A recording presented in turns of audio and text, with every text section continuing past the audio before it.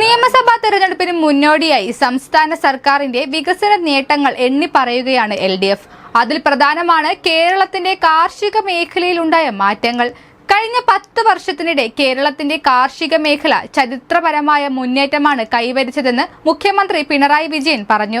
2023-2024 സാമ്പത്തിക വർഷത്തിൽ രാജ്യത്തെ കാർഷിക മേഖലയിലെ ദേശീയ വളർച്ച 2.1% കേരളം 4.65% എന്ന മികച്ച വളർച്ചാ നിരക്ക് കൈവരിച്ചു. ദേശീയ വളർച്ചയുടെ ഇരട്ടിയിലധികം നേട്ടം കൈവരിക്കാൻ കേരളത്തിന് സാധിച്ചുവെന്നത് സംസ്ഥാനത്തെ സംബന്ധിച്ച് അഭിമാനകരമായ നേട്ടമാണെന്നും മുഖ്യമന്ത്രി വ്യക്തമാക്കി. കർഷകരുടെ വരുമാനം 50% വർദ്ധിപ്പിക്കുമെന്ന സർക്കാർ വാഗ്ദാനം വിജയകരമായി നടപ്പിലാക്കിയെന്നും മുഖ്യമന്ത്രി പറഞ്ഞു. ഈ വരുമാനം ഇരട്ടിയാക്കുക എന്ന ലക്ഷ്യത്തോടെയുള്ള ദീർഘകാല പദ്ധതികളുമായാണ് സർക്കാർ ഇപ്പോൾ മുന്നോട്ടു പോകുന്നത്. കർഷകർക്കായുള്ള ധനസഹായം, നെല്ല് സംഭരണം, ഉൽപാദനക്ഷമതയിലെ വർധനവ് എന്നിവ സംബന്ധിച്ച കണക്കുകളും മുഖ്യമന്ത്രി വിശദീകരിച്ചു. കാർഷിക ഉൽപ്പന്നങ്ങൾക്ക് കൃത്യമായ വിപണിയും വിലയും ഉറപ്പാക്കുന്നതിന്റെ ഭാഗമായി രാജ്യത്ത് ആദ്യമായി പച്ചക്കറികൾക്കും പഴങ്ങൾക്കും തറവില പ്രഖ്യാപിച്ചത് കേരളമാണെന്നും മുഖ്യമന്ത്രി ഓർമ്മപ്പെടുത്തി. പാലക്കാട് നിയമസഭാ മണ്ഡലത്തിൽ ഇടതു മുന്നണിക്ക് മികച്ച സ്ഥാനാർത്ഥിയാണ് ഉള്ളതെന്നും മുഖ്യമന്ത്രി പറഞ്ഞു. UDF ഉന്നയിക്കുന്ന ഡീൽ ആരോപണങ്ങളെയും ജനം തള്ളിക്കളയും. രമേശ് ചെന്നിത്തല ഉന്നയിക്കുന്ന ആരോപണങ്ങൾ അടിസ്ഥാനരഹിതമാണെന്ന് പറഞ്ഞ മുഖ്യമന്ത്രി UDF നുണപ്രചരണങ്ങൾ നടത്തുമ്പോൾ LDF വികസന നേട്ടങ്ങൾ മുൻനിർത്തിയാണ് വോട്ട് തേടുന്നതെന്ന് പറഞ്ഞു. ജനം വികസനം വിലയിരുത്തി വോട്ട് ചെയ്യുമെന്നാണ് സർക്കാരിന്റെ പ്രതീക്ഷയെന്നും അദ്ദേഹം കൂട്ടിച്ചേർത്തു.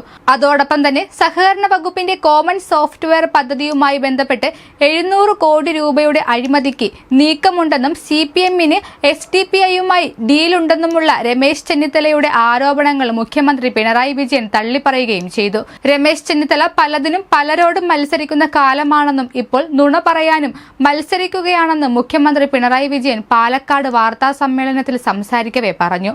അഴിമതി എന്ന നിലയിൽ വസ്തുതയ്ക്ക് നിരക്കാത്ത കാര്യങ്ങൾ നുണയായി പ്രചരിപ്പിക്കാൻ മത്സരിക്കുകയാണ്. ഇത്തരം കാര്യങ്ങൾക്ക് മറുപടി നൽകുന്നത് അവരുടെ അജണ്ട നടപ്പാക്കുന്നതിന് തുല്യമാണെന്നും പിണറായി വിജയൻ പറഞ്ഞു. സഹകരണ സംഘങ്ങൾക്ക് പൊതുവായ സോഫ്റ്റ്വെയർ നടപ്പാക്കാൻ 2021 തന്നെ ടെൻഡർ നടപടികൾ പൂർത്തിയാക്കിയിരുന്നു. 2024 ഏകപക്ഷീയമായി DS പിന്മാറിയിരുന്നു. നടപടികളെല്ലാം സുതാര്യമായിട്ടാണ് നടന്നതെന്നും മുഖ്യമന്ത്രി പറഞ്ഞു. കേരളത്തിന്റെ വികസനം അടക്കം മറച്ചുപിടിക്കാൻ പച്ചനുണ പറയുകയാണ് അവർ. അതൊന്നും ജനങ്ങളെ ഏശില്ല. അവരുടെ ജീവിതാനുഭവങ്ങളുടെ അടിസ്ഥാനത്തിലായിരിക്കും അവർ തീരുമാനമെടുക്കുക. ഇല്ലാത്ത ഒരു കാര്യം ഉന്നയിച്ച് അതിനകത്ത് LDF-നെ കുടുക്കിയിരിക്കുകയാണ്. നാടിന്റെ വികസനത്തെക്കുറിച്ച് പറയുന്നത് അവർക്ക് പ്രയാസമുണ്ടാക്കും. അതിനുവേണ്ടിയുള്ള കുതന്ത്രമാണ് ഇപ്പോൾ പ്രയോഗിക്കുന്നതെന്നും പിണറായി വിജയൻ വാർത്താ സമ്മേളനത്തിൽ സംസാരിക്കവേ വ്യക്തമാക്കി. UDF LDF-നെതിരെ ആരോപണങ്ങൾ ഉന്നയിക്കുമ്പോഴും LDF അതൊന്നും കണക്കിലെടുക്കാതെ അവരുടെ തന്ത്രങ്ങളുമായി കൈവരിച്ച വികസന നേട്ടങ്ങളും എടുത്തു പറഞ്ഞ് മുന്നേറുന്ന കാഴ്ചയാണ് ഇപ്പോൾ കാണാൻ സാധിക്കുന്നത്. എന്നാൽ ജനങ്ങൾ ആര് പറയുന്നതാണ് വിശ്വസിക്കുന്നത് എന്ന് ഇനി തെരഞ്ഞെടുപ്പ് ഫലം വരുമ്പോൾ അറിയാം.